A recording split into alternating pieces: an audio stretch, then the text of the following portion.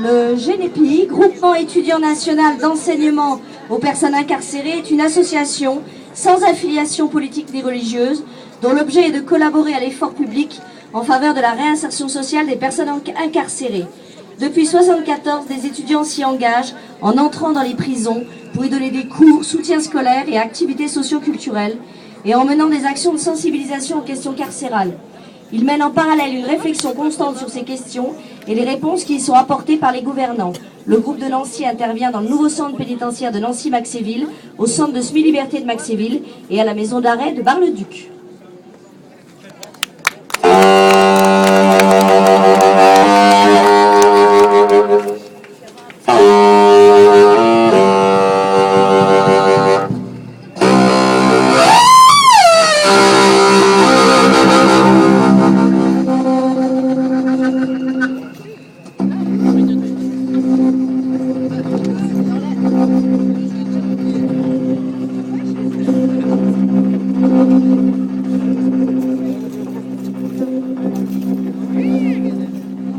Au début de ma détention, ce qui a été le plus dur, c'est que j'avais des pensées d'homme libre. Par exemple, l'envie me prenait d'être sur une plage et de descendre vers la mer. À imaginer le bruit des premières vagues sous la plante de mes pieds, l'entrée du corps dans l'eau et la délivrance que j'y trouvais, je sentais tout à coup combien les murs de ma prison étaient rapprochés. Mais cela dura quelques mois. Ensuite, je n'avais que des pensées de prisonnier. J'attendais la promenade quotidienne que je faisais dans la cour ou la visite de mon avocat. Et je m'arrangeais très bien avec le reste de mon temps. Et il y avait plus malheureux que moi. C'était d'ailleurs une idée de maman, et elle le répétait souvent, qu'on finissait par s'habituer à tout.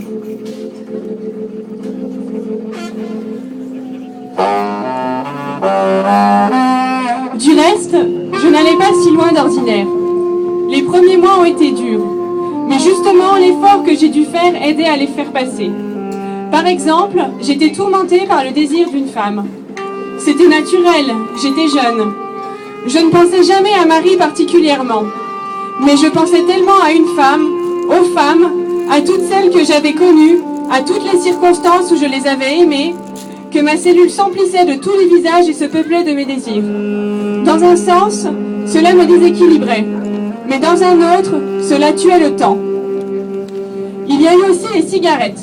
Quand je suis entrée en prison, on m'a pris ma ceinture, mes cordons de souliers, ma cravate et tout ce que je portais dans mes poches, mes cigarettes en particulier.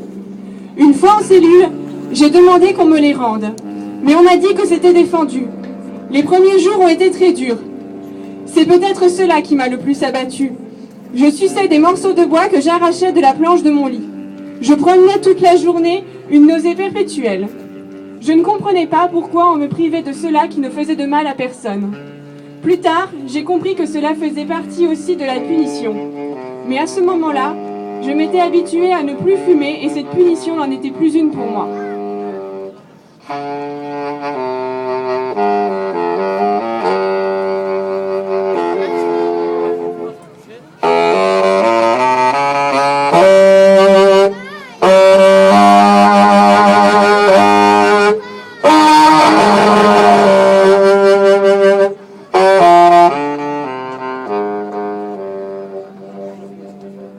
À part ces ennuis, je n'étais pas trop malheureux.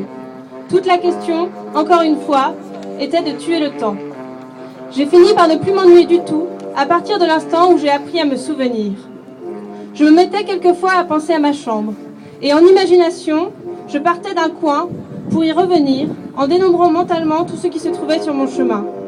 Au début, c'était vite fait, mais chaque fois que je recommençais, c'était un peu plus long, car je me souvenais de chaque meuble, et pour chacun d'entre eux, de chaque objet qui s'y trouvait, et pour chaque objet, de chaque détail, et pour les détails eux-mêmes, une incrustation, une fêlure, un bord ébréché, de leur couleur ou de leur grain.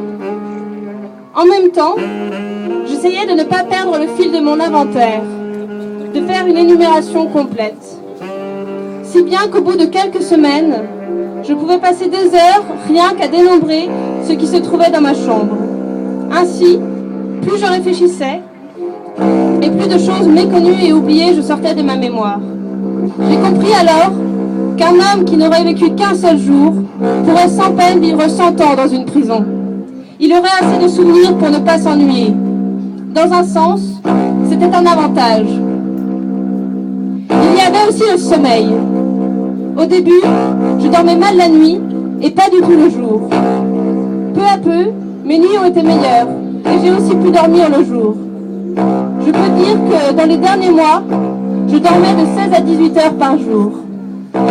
Il me restait alors 6 heures à tuer pour les repas, les besoins naturels, mes souvenirs et l'histoire du Tchécoslovaque.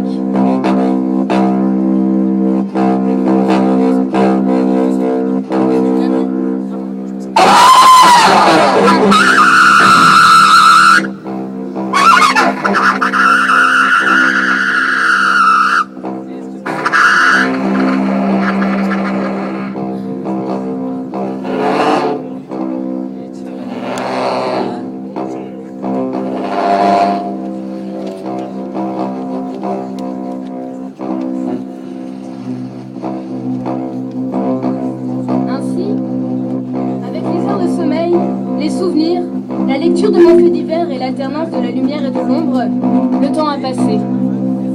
J'avais bien lu qu'on finissait par perdre la notion du temps en prison. Mais cela n'avait pas beaucoup de sens pour moi. Je n'avais pas compris à quel point les jours pouvaient être à la fois longs et courts. Longs à vivre sans doute, mais tellement distendus qu'ils finissaient par déborder les uns sur les autres. Ils y perdaient leur nom. Les mots hier ou demain étaient les seuls qui gardaient un sens pour moi. Lorsqu'un jour, le gardien m'a dit que j'étais là depuis 5 mois, je l'ai cru, mais je ne l'ai pas compris. Pour moi, c'était sans cesse le même jour qui déferlait dans ma cellule et la même tâche que je poursuivais.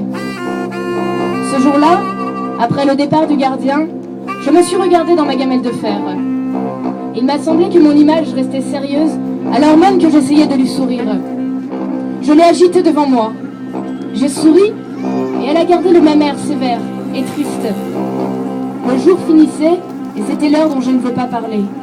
L'heure sans nom, où les bruits du soir montaient de tous les étages de la prison dans un cortège de silence. Je me suis approchée de la lucarne et dans la lumière, j'ai contemplé une dernière fois mon image. Elle était toujours sérieuse, et quoi d'étonnant puisque à ce moment je l'étais aussi. Mais en même temps, et pour la première fois depuis des mois, j'ai entendu distinctement le son de ma voix. Je l'ai reconnue, pour celle qui résonnait déjà depuis de longs jours à mes oreilles, et j'ai compris que pendant tout ce temps, j'avais parlé seule. Je me suis souvenue alors de ce que disait l'infirmière à l'enterrement de maman. Non, il n'y avait pas d'issue, et personne ne peut imaginer ce que sont les soirs dans les prisons. Extrait de L'étranger d'Albert Camus.